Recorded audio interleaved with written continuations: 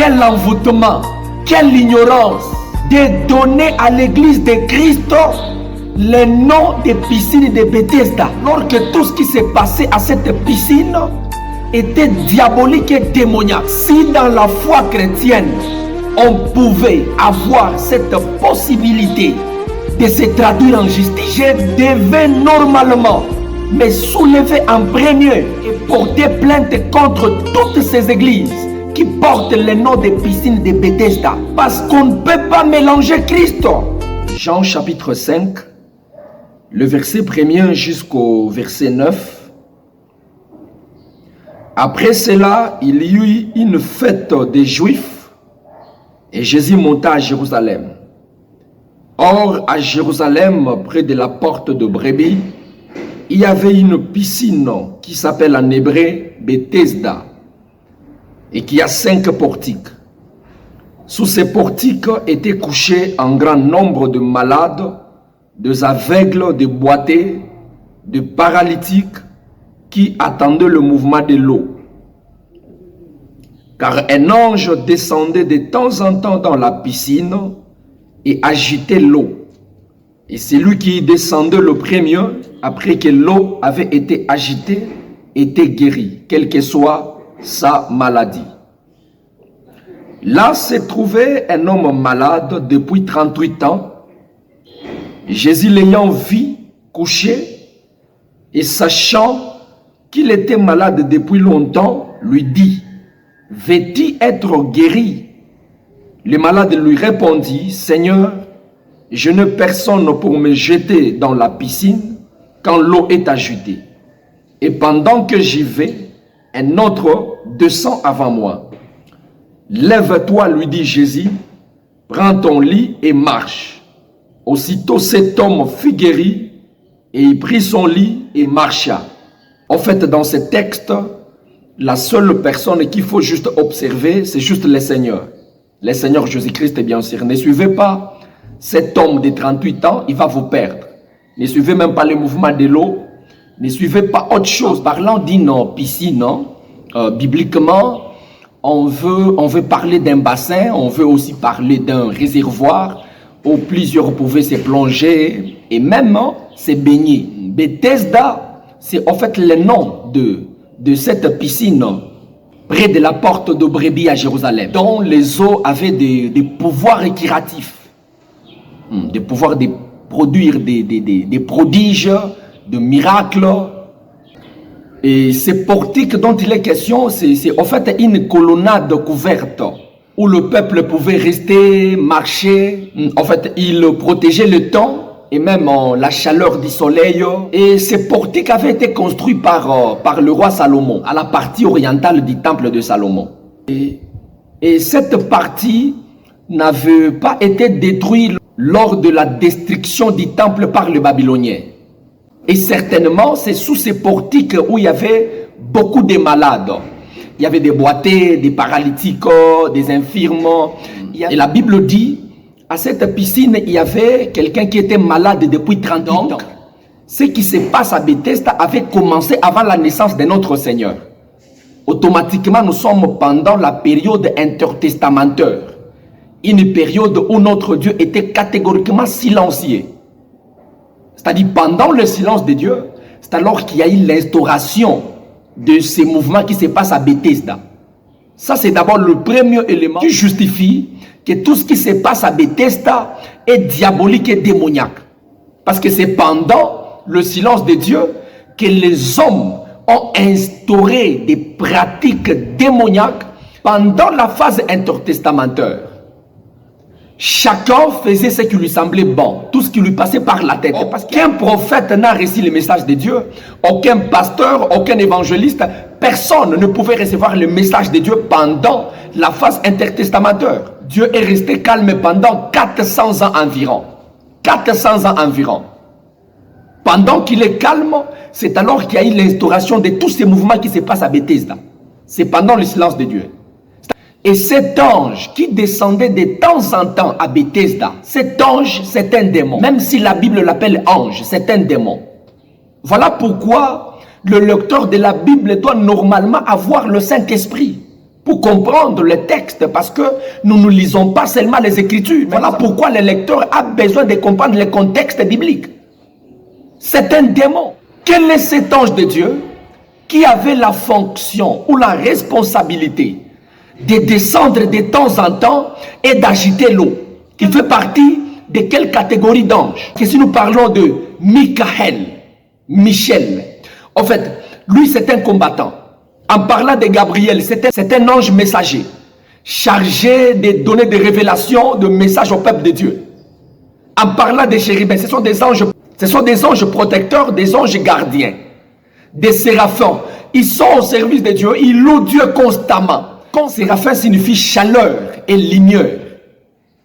Donc, ils sont enflammés de l'amour de Dieu. Et ils louent Dieu constamment, sans arrêt. Maintenant, cet ange des piscines de Bethesda fait partie de quelle catégorie d'anges?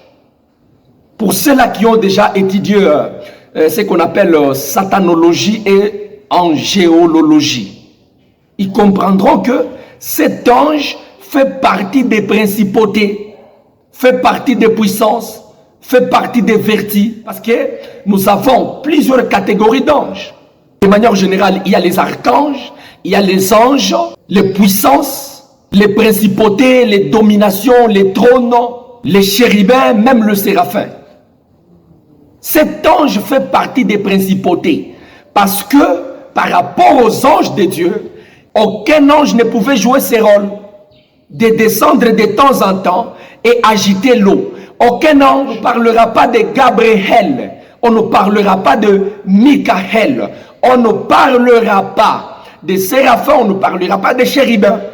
C'est un ange qui fait partie des puissances démoniaques, qui fait partie des principautés. Comme la Bible dit, nous avons à lutter contre le principauté. Et la troisième des choses, quel est cet ange de Dieu pour vous guérir? Il vous impose de respecter obligatoirement certains principes. Si Dieu fonctionne de cette façon, c'est que nous sommes tous des religieux. Où est la place de la foi? Et j'aimerais vous confirmer que tout ce qui se passe à cette piscine de Bethesda est démoniaque et diabolique. Quel est cet ange de Dieu? Pour opérer un miracle, il vous oblige de respecter certains principes. Il faut observer une certaine procédure. Voilà les conditions qu'il faut normalement observer pour être guéri à cette piscine de Bethesda. Premièrement, il faut nécessairement patienter le mouvement de l'eau, l'agitation de l'eau par l'ange. Parce que l'ange descendait de temps en temps et agitait l'eau. C'est-à-dire, il n'y a pas de guérison si l'eau ne s'ajoute pas. La deuxième des choses, il faut obligatoirement avoir la force physique pour se jeter dans l'eau. Parce que il faut être le premier à descendre dans l'eau après qu'elle avait été agitée par l'ange. C'est-à-dire, vous avez suffisamment besoin d'avoir la force physique, c'est-à-dire les efforts. Vous devez faire des efforts pour être guéri. La troisième condition, il faut avoir des relations sociétales. C'est-à-dire, si tu n'as pas de relations avec la société, tu n'obtiendras jamais la guérison à cette piscine démoniaque. Parce que cet homme a dit, Seigneur, je n'ai personne pour me jeter dans l'eau. C'est-à-dire, vous devez avoir des relations pour être guéri. J'aimerais encore réaffirmer que tout ce qui se passe à cette piscine de Bethesda, c'est une histoire mystico-démoniaco-satanico-sorcellerico-envoûtico. Il n'y a pas de critères à remplir pour être béni par Dieu. Il n'y a pas de critères à remplir pour être sauvé. Il n'y a pas de critères à remplir pour être guéri. Sinon, nous allons tomber dans la religiosité. Parmi les doctrines fondamentales, il y a ce qu'on appelle la satanologie.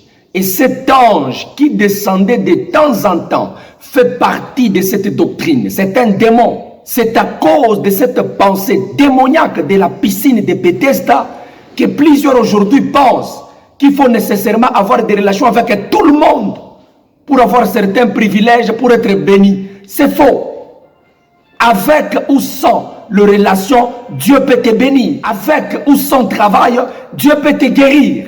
Et nous avons vu des gens qui ont quitté de l'humiliation à la gloire, passé par des relations sans passer. Et les chrétiens confondent tout aujourd'hui. Parce qu'il y a un miracle, ils disent que c'est au nom de Dieu. Ils disent que c'est le miracle de Dieu. Mes chers bien-aimés, tout miracle n'est pas miracle de Dieu. Satan opère aussi des miracles comme à la piscine de Bethesda. Satan travaille. Il peut aussi accomplir des miracles.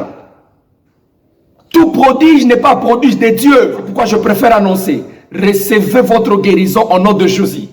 Que Dieu vous guérisse. Voilà pourquoi il y a des gens qui ont cherché des relations, même avec des féticheurs, avec des démons en veste, juste pour avoir certains privilèges. Pourquoi? Parce qu'ils ont la pensée de cette piscine de Bethesda. Une piscine pour être guéri où il faut avoir nécessairement des relations, où il faut avoir la force physique. Parce qu'il y a des gens qui pensent qu'ils feront tout par eux-mêmes. C'est la pensée des piscines de Bethesda, la pensée démoniaque. Des gens qui se sacrifient juste pour chercher de l'argent, qui peuvent payer les prix, même de leurs enfants, juste pour de l'argent. C'est-à-dire, ils veulent tout faire par leurs efforts. Je préfère vous garantir, avec vos efforts, il y aura toujours de l'insuffisance, il y aura de l'incapacité, de l'infaillibilité, de l'imperfection. Et j'aimerais te garantir, sans Christ, tu ne feras rien. C'est pourquoi j'ai toujours dit, celui qui a Christ a tout. Mais celui qui a tout sans Christ n'a rien. Et le craigneur va dire à cet homme, veux-tu être guéri? Comme je te demande aussi, veux-tu être guéri? Et cet homme a donné purement une réalité qui était à l'époque. Seigneur, je n'ai personne pour me jeter dans l'eau. Je n'ai pas de relation pour être guéri. Je n'ai pas des efforts, je n'ai pas de force pour être guéri. Et le Seigneur lui dit, veux-tu être guéri? Le Seigneur n'a pas posé de conditions. Il a dit tout simplement, veux-tu être guéri? Et cet homme a dit, je n'ai personne. Et le Seigneur lui dira, prends ton lit et marche. Et la Bible dit, aussitôt cet homme, et il marcha à la guérison de Dieu. Le Seigneur n'a pas posé de conditions pour être guéri. Il demande, comme je te demande, veux-tu être guéri? Si tu l'acceptes, reçois ta guérison au nom de Jésus. Reçois ton miracle au nom de Jésus. Reçois ton travail au nom de Jésus. Reçois ce que tu cherches au nom de Jésus. Et la Bible dit, aussitôt, cet homme marcha. Voilà le miracle de Dieu. Et dès ce jour-là, le Seigneur a mis croix à cette histoire de piscine de Bethesda. Il n'y a plus de passage qui parlera de cette histoire démoniaque qui se passe à Bethesda. Le Seigneur a mis croix. Après la guérison de cet homme, on ne parlera plus de cette histoire de Bethesda. Il n'y a plus de texte qui parlera de cette piscine. Parce que le Seigneur a mis croix. C'était une histoire diabolique. Voilà pourquoi le Seigneur a mis croix. Une histoire démoniaque. Voilà pourquoi le Seigneur a mis croix. Après le passage du Seigneur à cette piscine, et il a guéri cet homme qui a fait 38 ans de malade, de souffrance, rejeté par sa famille. Comme cet homme a dit, je n'ai personne pour me jeter dans l'eau. C'est-à-dire même la famille de cet homme, comme c'est ton cas, tu es aussi abandonné par plusieurs. J'aimerais te garantir que tu as le soutien du Seigneur. C'est ton temps. Reçois ton miracle, ta guérison. Tu n'as pas des efforts à faire. Tu n'as pas des choses à remplir. Tu n'as pas des conditions à respecter. Tu n'as qu'à avoir juste la foi dans la personne de notre Seigneur. Le Seigneur est passé par cette histoire démoniaque et il a mis fin. Si c'était une histoire de Dieu, cette histoire allait continuer.